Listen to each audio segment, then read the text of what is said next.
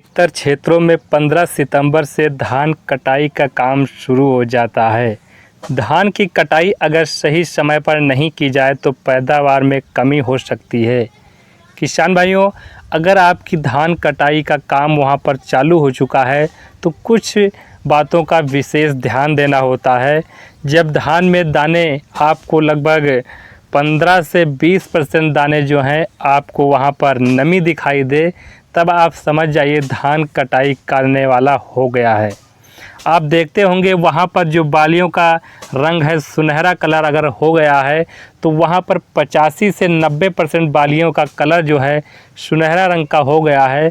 वहाँ पर आपकी धान कटाई का काम कर लेना चाहिए।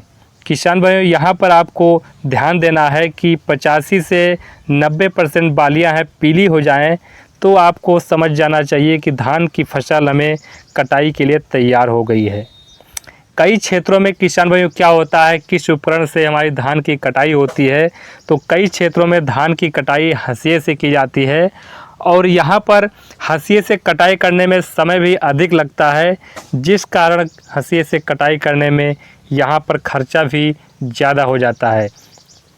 तो किसान भाइयों, इसके अलावा बहुत सारी मशीनें आ गई हैं, बहुत सारे तरीके यहाँ पर नए आ चुके हैं। कंबाइन मशीन आ चुकी है, कुछ मशीनें हमारे ट्रैक्टर से चलती हैं वो मशीन आ चुकी हैं, तो कुछ मशीन हमारे इंजन की सहायता से चलती हैं। तो बहुत सारी मशीनें आ गई हैं जिससे आपको यहाँ पर एक ही दिन में पूरा प्लाट यहाँ पर धान का कटाई का काम हो जाता है। तो किसान भाइयों, यहाँ पर हम बात करेंगे कि धान कटाई के समय किन बातों को ध्यान में रखना चाहिए। अगर आप धान कटाई यहाँ पर कर रहे हैं तो जब नम वातावरण हो, मतलब बारिश वाला समय चल रहा हो या खेत में बहुत ज़्यादा पानी भरा हो या आपकी जो फसल है वहाँ पर जो बालियों का रंग है सुनहरा नहीं हुआ है, हरापन वहाँ पर दिखाई दे रहा है, दुग्धावस्था है, उस समय धान कटाई करने से आपको यहाँ पर बचना चाहिए, नहीं करना चाहिए। वहाँ पर फ़ायदे की जगह किसान भाइयों नुकसान भी हो सकता है। किसान भाइयों, बात करें कि कुछ बातें यहाँ पर ध्यान देना होता है। यदि खेत में आपको पर्याप्त पानी भरा होता है तो धान कटाई से लगभग 10 से 12 दिन पहले खेत से पानी आपको यहाँ पर निकाल देना चाहिए, जिससे आप पानी निकालेंगे खेत थोड़ा सूखा होगा, कटाई में भी आसानी होगी और किसान भाइयों यहाँ पर किसी प्रकार का आपको रोग नहीं लगने पाएगा, क्योंकि जब पानी भरा रहता है तो वहाँ बहुत प्रकार के वहाँ पर कीट लग जाते हैं। तो आपको एक बात का और विशेष ध्यान देना चाहिए कि कटाई के समय धान की जो सभी बालियां हैं अगर हंसिए की सहायता से कर रहे हैं तो एक दिशा में बालियां आप रखना होता है, जिससे आपको किसी प्रकार का नुकसान नहीं होता है। और कटाई के बाद धान को अधिक देर तक आपको नहीं सुखाना है।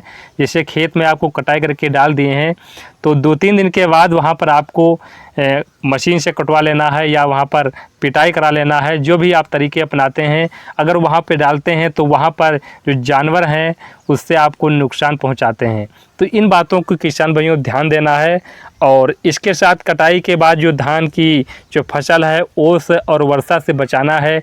पानी अगर बढ़ जाता है, ओस पड़ जाती है तो उससे किसान भाई बचाना होता है। इससे जो हमारा क्या होता है वहाँ पर ओस पड़ जाती है, इसके बाद धूप लगती है, तो वहाँ पर किसान भाई क्यों होता है कि चावल हमारा अच्छे से वहाँ पर नहीं निकल पाता है, टूट जाता है। ये समस्याएं किसान भाइयों आ जाती हैं। तो किसान भाइयों, यहाँ पर हम बात करेंगे कि धान की जो आप पकने की अवस्था है इस समय बहुत ज़्यादा हो चुकी है। बहुत से क्षेत्रों में किसान भाई धान की कटाई का काम शुरू हो चुका है और कुछ क्षेत्रों में धान की कटाई का काम शुरू होने वाला है।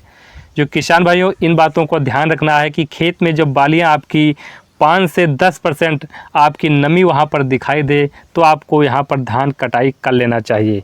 और किसान भाइयों, बात करेंगे कि जो हम कटाई कराते हैं कंबाइन मशीन से कराते हैं या किसी अन्य मशीन से कराते हैं, जो हमारे खेत में अवशेष बच जाते हैं उनको आपको क्या करना चाहिए, जो हमारी ठूठी बन जाती हैं, जो हमारी डंठल बच जाते हैं, उसको किसान भाइयों करना चाहिए।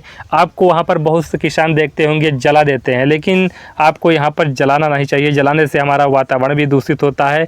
कटाई के बाद खेत में धान के अवशेष जो रह जाते हैं उन्हें आपको यहाँ पर जो प्रति एकड़ आपको 30 किलोग्राम यूरिया का यहाँ पर छिड़काव कर देना चाहिए।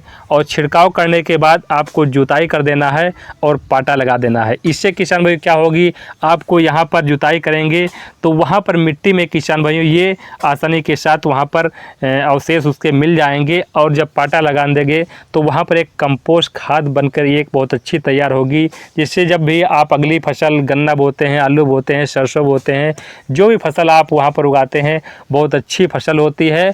और जो मिट्टी हमारी कड़ी नहीं हो पाती है, ढीली रहती है, जिससे फसल आपकी ग्रोथ और बढ़वार भी अच्छी होती है। तो किसान भाइयों इन बातों को आपको ध्यान रखना है। इसके बाद किसान भाई क्या होता है कि धान के जो पौधे हैं अवशेष मिट्टी में वहाँ पर आसानी के साथ जब वहाँ पर यूरिया का छिड़काव कर देते हैं, आसानी के साथ वहाँ पर गल जाते हैं। और गलने के बाद किसान भाइयों जो नाइट्रोजन की आवश्यकता है किसान भाई वहाँ पर आपको जो डालनी होती है वहाँ पर कम डालनी होती है। तो एक तरीके से किसान भाइयों ये खाद के रूप में आपकी फसल में अच्छा सा यहाँ पर काम करती है। तो किसान भाइयों मैंने ये बता दिया है कि अवशेष को क्या करना चाहिए और कटाई के समय किन बातों को ध्यान रखना चाहिए, और आपकी जो फसल धान की लगी हुई है आप कब कटाई करें।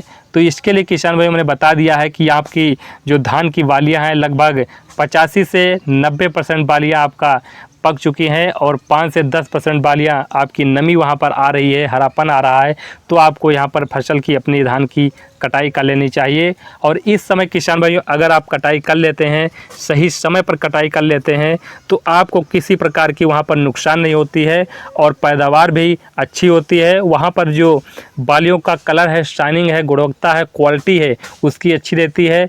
मेन चीज़ होता है जो हमारी बालियों की क्वालिटी होती है, शाइनिंग होती है, चमक अच्छी होगी, तब आपको बढ़िया सा रेट मिलेगा, बहुत अच्छा वहाँ पर मुनाफा मिल सकता है।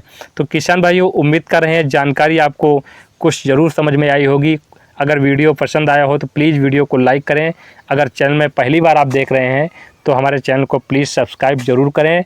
और खेती बाड़ी से कुछ आप पूछना चाहते हैं तो नीचे आप कमेंट ज़रूर कीजिए, आंसर देने की पूरी कोशिश करेंगे।